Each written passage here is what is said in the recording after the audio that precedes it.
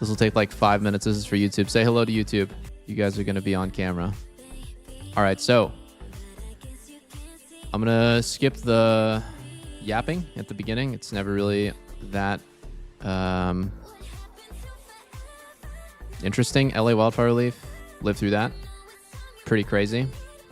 Riot will contribute 100% of Riot proceeds from Firefighter Tristana, as well as a 3x match to Riot Game Social Impact Fund, a donor-advised fund sponsored by Impact Assets.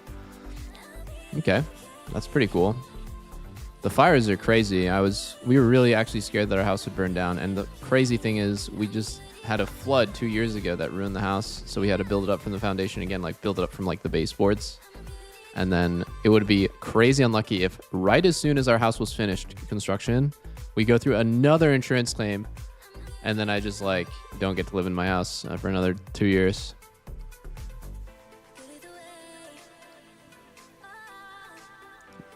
Luckily, the fire just like randomly stopped going into our direction. I heard about this briefly. Apparently, Riot changed the way that like experience in Blue Essence works, and I want to say that it was bugged because there's no way that they intentionally made it that dog shit. Somebody was explaining that like you'd basically have to play an ungodly number of hours to unlock anything with the new system. Now, part of me feels like, okay, corporate greed is at an all-time high, so maybe Riot is actually trying to pass that off as like a real thing, but I feel like it's not even worth the negative PR, and they usually do walk back stuff like that. So I don't really know. Or maybe it's like an anchoring thing where they can set it super low and then meet you in the middle so that you feel good, but like it's actually way worse off than it was before. It's just like a way to make the new system more palatable, to be like, we nerfed it really bad. Oh, and then we buffed it. The last thing that we did was buff it. So I don't know. Maybe somebody who's more informed about this can explain why the new system is so bad. I just read like a few posts about it. But yeah, it seems like they're buffing it. I don't know if this is going to make it as good as it was before. Who knows? We are adjusting Homeguard's range to cover the entire platform to remove any friction around where... Oh, okay. So this means... You guys know how like when you spawn into the game, there's that little circle that you can't leave? That like that fence that keeps you in for the first 15 seconds? That's the circle where Homeguard has always existed. So you could still buy outside that circle. You can actually walk down the steps of your shop and you can still buy, but you're not going to get a Homeguard. So there's actually this sort of like red zone where you're technically still in the shop, but you're not actually in the Homeguard range. And so you don't want to be there. You want to be, like I said, in that middle platform where you spawn in every game. They're making it better to cover the entire platform. That's way more intuitive. So now you're going to basically always walk to the edge of the steps. I think that's intuitive and makes sense. I didn't even think about that. That's just something that you learn after playing the game for 15 years. Feats of strength, and they misspelled it. Good job, Riot. Whoa, the feat of first blood has been removed. It's a very clear tie-in to existing mechanics in Summoner's Rift. It's clear for the purposes of feats of strength, it occurs too early and can create an extremely frustrating experiences in combination with Invader early fights. We are replacing the feat of first blood with the feat of warfare, which is granted to the first team to reach 3 kills. Oh, wow, okay. I am so uncreative, guys. Like, I am just... It's so simple, and it's such a good fix, but I would never have been able to come up with that myself because I'm just the least creative person ever. So, good job. I like that. 3 kills is definitely way less RNG, less frustrating, and is going to make you feel a little bit more in control of what's happening, right? So that's a good idea. Good job.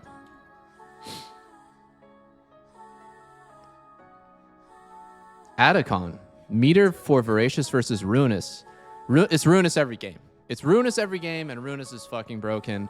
Everyone complains about the GA one. I think Ruinous is completely broken. We've seen a good bit of player data as well as some early pro data. I mean, they're both OP, right? They're both crazy OP. We are making some adjustments to how Atakhan's form is determined, as well as a small nerf to Bloody Roses. Okay, makes sense. Bloody Roses are way too strong. Average players will likely see slightly more Voracious Atakhan, while pro players may actually have a higher chance of seeing Ruinous. Interesting. How are they going to make that happen? Both Voracious and Ruinous rewards will be nerfed, with Voracious being nerfed significantly harder. Okay. So points per champion kill reduced by a major amount. Points from champion damage unchanged. Points increase when alone. Okay, so this is I didn't even know that there was a different multiplier for melee versus range, but that makes sense because range champions are going to be able to deal damage easier than melee, right? So if you're playing like Ziggs or Xerath, you're going to just be able to poke and farm this meter. And by the way, the way that Atakhan works is there's an invisible meter that is very similar to like Kane's meter that happens when, obviously when Kane does damage, but when everyone in the game does damage, it fills this meter. Now, if the meter is not filled enough, then Voracious spawns. He's hungry. There wasn't enough blood, so the red one spawns. That's a GA one. If the game is very bloody, there's a lot of fighting. Doesn't even have to be kills, but just fighting. Think about Kane passive again. You don't need to get kills. You just need to deal damage. Kills would be nice. Obviously, kills would necessitate dealing damage, but that spawns Ruinous. And I almost always see Ruinous because everyone is always fighting, right? Like in solo queue, everyone's always fighting. Whether or not, you know, it's good or bad, people are just either, you know, they're going 10 kills or 10 deaths and they're taking or they're dealing damage. So that's how Atakhan works. I didn't know that there was a different meter for range and melee. I just learned that, but didn't get changed. So that's cool. Gold granted for triggering the withdraw effect. You actually get 200 gold now when you kill the GA guy. Okay, that's cool. XP per rose went down. Good change. Formula decays slightly faster. Subsequent petals are worth a minimum of 34 rather than 39 seconds. This is actually something that I think you guys would benefit a lot from knowing. Why are bloody petals, why are the roses so OP? Okay, like why do I always play, like basically base a lot of my game around farming roses? Let's say that you have 20 roses. Then everyone on your team has 10 AD or 17 AP. That's just 20. That's not very much at all, and that's a longsword or an amp tome, essentially, worth of gold. That is completely discounting the XP. If everyone on your team, let's say everyone in the game on average, the level is 13.5, and the roses give you enough experience to get to the next level. Let's say it's 13.7, and it gives you 1/3 of level, which is very low. Now you have a window. You probably have like a minute or so window where you're level 14 and your opponent's level 13. That can snowball insanely. That can actually keep you alive. That can get you a solo kill. That can win you a team fight. That can just do a million different things.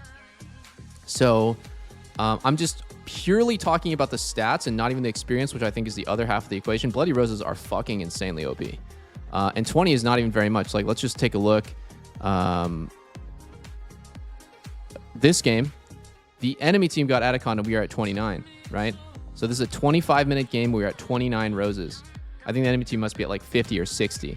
So we're talking, I'm really lowballing how important these things are. You know, if we're talking 30 roses, then it's like way more stats for everybody. So yeah, Bloody Roses are completely OP, and I play around them pretty much every single game and think about how they're going to spawn and how that influences when I'm going to base and how I should play. Generally, the easiest way to play on roses is you have to push, right? Like, if you're stuck under your turret, how are you going to farm roses? It's not possible.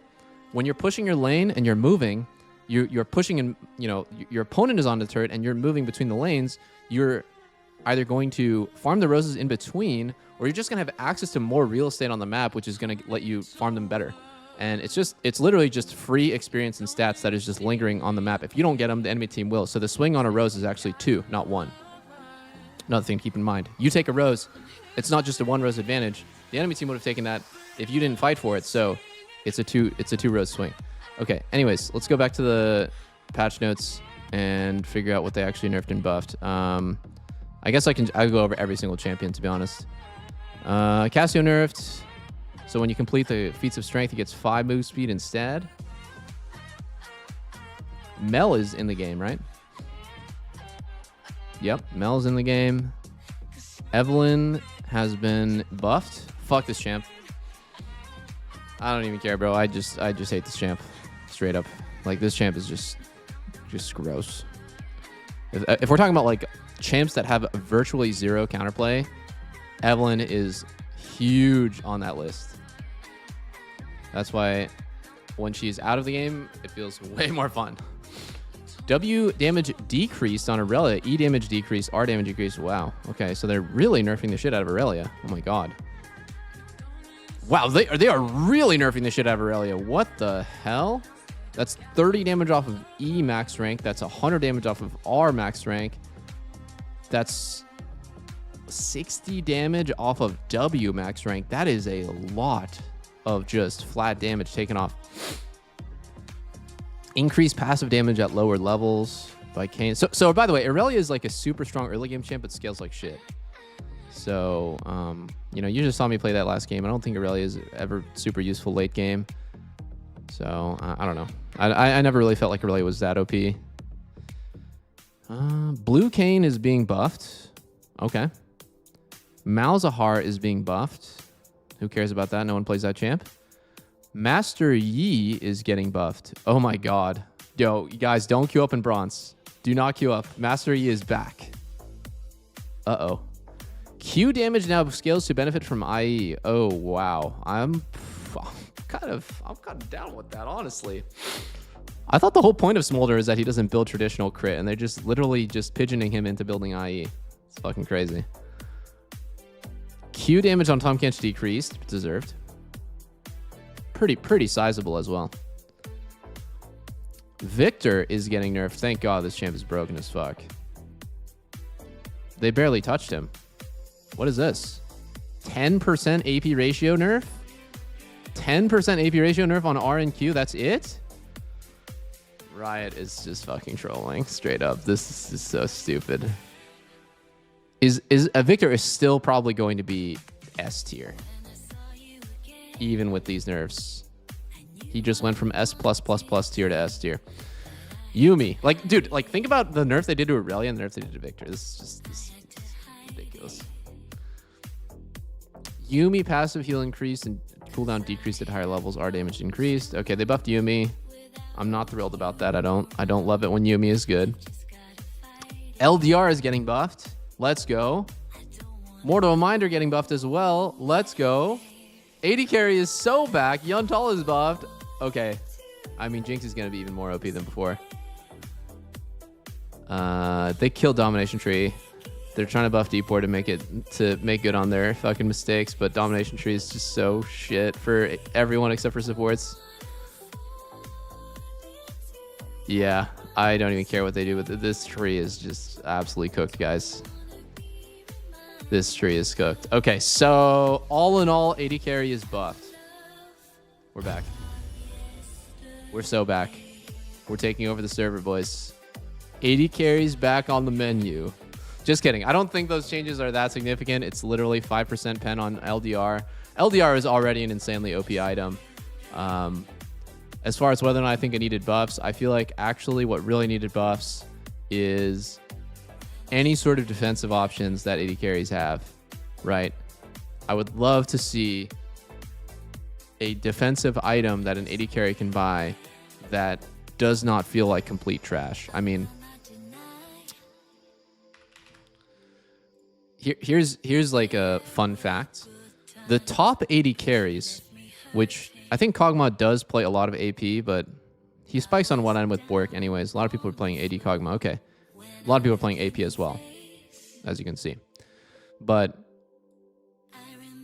Kog'Maw, what does he buy first? Bork. Pretty defensive. I mean, you can say it's aggressive as well, but it gives lifesteal. Misfortune, what does she buy first? Bloodthirster. That makes her pretty tanky, right? I always talk about how strong MS passive synergizes with BT and how her Q works. It's really good. And I don't really understand the Vayne, to be honest. This is an anomaly. Kog'Maw, Misfortune, and then look over here. Corki as well. What is Corki brush, guys? Trinity. Gives him 300 HP and move speed. All of the top 80 carries in terms of win rate have one thing in common. They spike on one item, and that usually that goes hand in hand with them getting a little bit tankier on one item. So I think it would be important if every AD carry was able to build a little bit of defensiveness. And it didn't feel like trash to do. When you get to super late game, getting a shield bow or getting a BT is totally fine. But generally, you're going so out of your way that outside of like your 6th item, you're probably not going to do that because it just feels too bad. So yeah, I would have liked for them to buff defensive options, but that's my opinion. Let's see how these changes work for AD carries.